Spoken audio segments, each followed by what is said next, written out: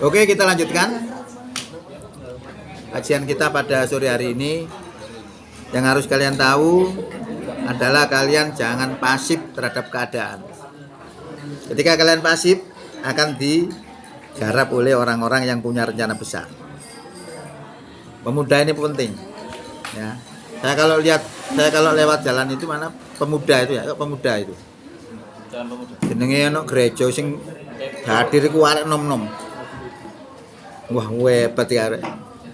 Nah, ini kita harus bisa menandingi itu.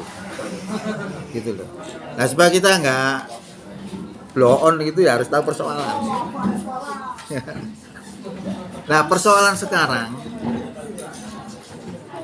yang saya katakan tadi itu, gerakan Freemasonry itu adalah gerakannya merebut pos-pos penting di dalam negara.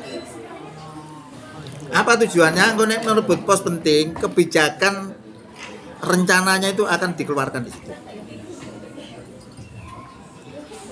Contoh sekarang misalnya sudah ada usulan wis pelajaran agama gak ono dihapus. Itu kan karena mereka pegang pos penting. Nah, kita jadi objek. Apalagi kita jauh dengan politik, wis seneng. Yang diharapkan ya itu. Sebab pemuda-pemuda atau orang-orang Indonesia Islam ini jauh dengan politik, terutama anak-anak mudanya. Dibuat begitu memang.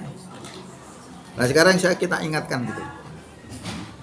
Contoh lagi zamannya Mas Piamboi, zamannya Presiden Susilo Bambang Yudhoyono, itu ada namanya Menteri Pendidikan, Menteri Kesehatan yang namanya Mas Piamboi.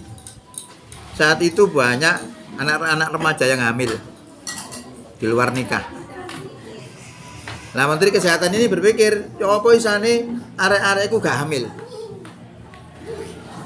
Akhirnya dikeluarkan kebijakan harus pakai kondom kalau kepingin tidak hamil. Akhirnya ketika pengumuman itu ada, wah di alun-alun banyak kondom-kondom yang basah-basah. Itu artinya apa? Artinya seks bebas boleh, pokok pakai kondom. Nah, ini kan kebijakan karena tidak Islami gitu. Nah, ini kalau orang-orang yang pegang di pemerintahan yang penting-penting itu orang Islam yang militan ya nggak akan melakukan itu. Contoh aja sekarang misalnya Menteri Pendidikan membuat undang-undang namanya pelecehan seksual dengan begitu rinci, tapi ada pengecualiannya. Kalau dilakukan suka sama suka, tidak kena pasal pelecehan seksual. Berarti boleh melakukan hubungan seperti itu asal suka sama suka. Loh, ini lagi perzinahan itu. Coba kalau orang itu imannya kuat, tidak akan mungkin melakukan itu. Lah, ini orang-orang yang baik itu tidak ada yang muncul. Nggak ada yang mau muncul. Alasan nggak ngerti politik, ya kita dipolitiki sama mereka. Kalian itu bukan anak kecil ya, pemuda. Saya katakan tadi, Usama itu umurnya 18 tahun dari panglima perangi Nabi. Menang terus. Luar biasa. Itu karena kepediannya itu. Cuma dalam konsep Islam itu nek kapan nih minta untuk dipilih jadi pimpinan itu memang tidak boleh. Ya. Pernah Abu Dzar itu minta dijadikan kepala apa gitu, ditolak oleh Rasulullah. Kalau orang yang meminta pimpinan, maka orang itu akan dibebani dengan kekuatan dirinya sendiri. Tetapi kalau orang itu diangkat oleh orang banyak, maka dia akan dibantu oleh Allah.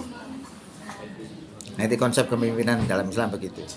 Dan konsep dalam Islam, kepemimpinan itu yang harus dan boleh dipilih adalah orang yang beriman, bukan orang Islam.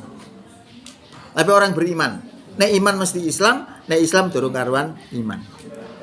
Karena iman itu kriterianya ada 3. Iqraru bil lisan, diucapkan dengan lisannya. Aku beriman kepada Allah, dibenarkan oleh hatinya. Hatinya sama dengan ucapannya tadi. Ada hati yang dengan ucapan nggak sama. Kalau orang mencuri, terus dikatakan kamu mencuri ya, dia bilang enggak. Padahal hati ini ngomongnya iya. Antara mulut dan hati nggak sama. Tapi iman itu antara mulut dan hati harus sama. Terus direalisasikan dalam bentuk amal perbuatan. Jadi telung macam itu tadi harus pada diri seseorang. Itu yang harus dipilih. Iman. Kalau kurang satu saja, terus aku percaya mbak Allah ngono. Kata Allah, wa ma hum bimumin. Tidaklah mereka beriman. Ada dalam Quran surat 2 ayat 8, wa minan nasi may yaqulu amanna billahi wa bil yaumil akhiri wa ma hum bimumin. Di antara manusia ada yang mengatakan kami beriman kepada Allah dan beriman kepada hari kiamat, padahal mereka tidak beriman. Kenapa Allah katakan tidak beriman? Akon-akon tok. Artinya perbuatannya gak cocok. Ya, makanya kalau kita misalnya nanti menghadapi pemilu, milih siapa ini? Milih orang beriman. Ya, tapi yang terbaik itu saya mau nggak tapi iman ya. Kalau kita misalnya golput, seneng, musuh-musuh Islam itu seneng. Golput gak golput podo aja tetap dadi. Nah, tapi kalau kita masukkan suara itu, bisa-bisa umat Islam jadi menang. Oh kita tuh umat Islam di Indonesia mayoritas gak pernah menang. Dikerjai terus sejak dulu sampai sekarang. Kesadaran berpolitik itu tidak ada, ditakut-takuti. Jangan bicara politik, politik itu jahat, politik itu kotor dan sebagainya dan sebagainya. Sebenarnya bukan kotor, yang kotor itu orangnya. Karena politik itu adalah suatu alat untuk mencapai tujuan. Nah, jadi yang kotor itu ada orangnya itu tadi. Nah, jadi sebenarnya ini kami sampaikan supaya kita memahami persoalan yang sedang berkembang saat ini. Supaya kita menjadi pemuda yang tidak acuh, nah, tapi peduli.